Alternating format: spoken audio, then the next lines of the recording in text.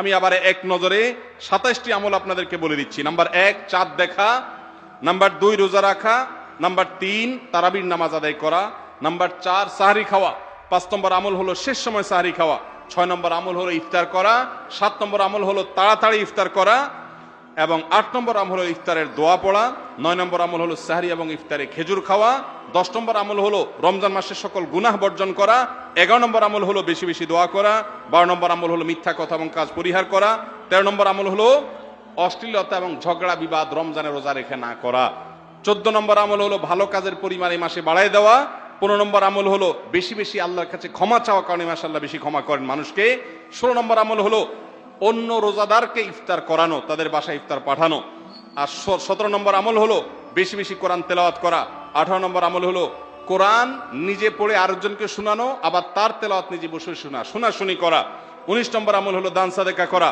20 নম্বর আমল হলো তাহাজ্জুদ এবং বিশেষ করে ভোর রাতে সারি খেতে উঠে দোয়া করা, আর 21 নম্বর আমল হলো উমরা করার সামর্থ্য থাকলে, 22 নম্বর আমল হলো ইতিকাফ করা শেষ দশকে, 23 নম্বর আমল হলো শেষ দশকের বেজোর রাতে বা শেষ দশকের প্রত্যেকটা রাতে ইবাদতের পরিমাণ বাড়িয়ে দেওয়া এবং বিশেষভাবে রাত্রি জাগরণ করা শেষ দশক, আর 24 নম্বর আমল হলো শেষ দশকে নিজের পরিবারকে ঘুম থেকে ডেকে তোলা, স্ত্রী সঙ্গ ত্যাগ করা, 25 নম্বর আমল হলো লাইলাতুল কদর অনুসন্ধান করা, 26 নম্বর আমল হলো লাইলাতুল কদরের বিশেষ দোয়া পাঠ করা, আর 27 নম্বর আমল হলো ফিতরা দেওয়া।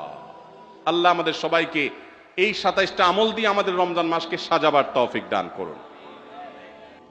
আমাদের নানা অপরাধ গুনাহ পাপাচারের কারণে হয়তো জাহান্নামীদের তালিকায় আমাদের নাম চলে গেছে। সেই নাম কাটাবার সবচেয়ে সুবর্ণ সুযোগ আমাদের দোরগোড়ায় উপস্থিত রমজান মাস।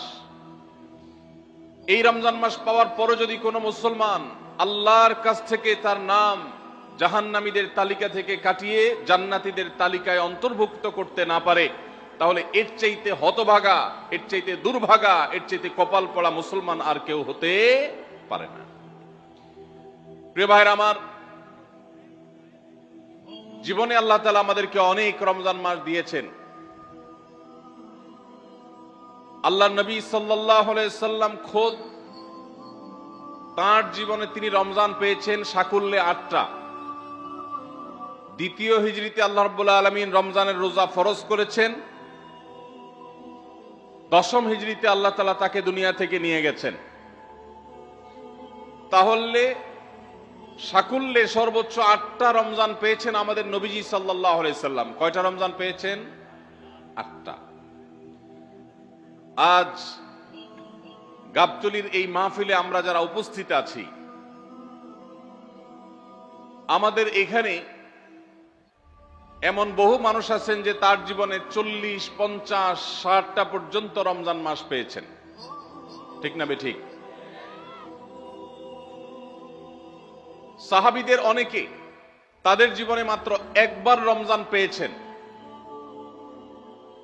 হয়তো ইসলাম গ্রহণ করেছেন রমজানের আগে, রমজান মাসটা পেয়েছেন, এরপরে হয় মৃত্যু হয়ে গেছে, আর না হয় জিহাদের ময়দানে শহীদ হয়ে গেছেন। একটা রমজান জীবনে পেয়েছেন। বহু সাহাবী আছেন 2টা, 4টা রমজান পেয়েছেন।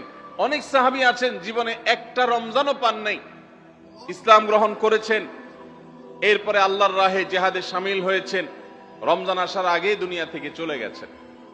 তাহলে আমরা যারা জন্মসূত্রে মুসলমান, তাদের যার যত বছর বয়স তিনি ততগুলো রমজান পেয়েছি।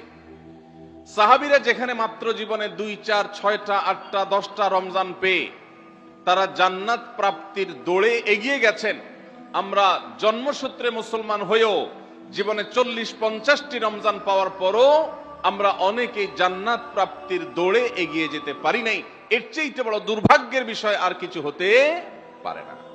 ভাইরা আমার, এই জন্য আসন্ন রমাদান আর কয়েকদিনের মধ্যে যে রমজান শুরু হতে যাচ্ছে, আসুন এইবারের রমজান সম্পর্কে একটা সংকল্প করি, শপথ করি। এই রমজান জীবনের অন্য 10টি রমজানের মতো কাটাবো না।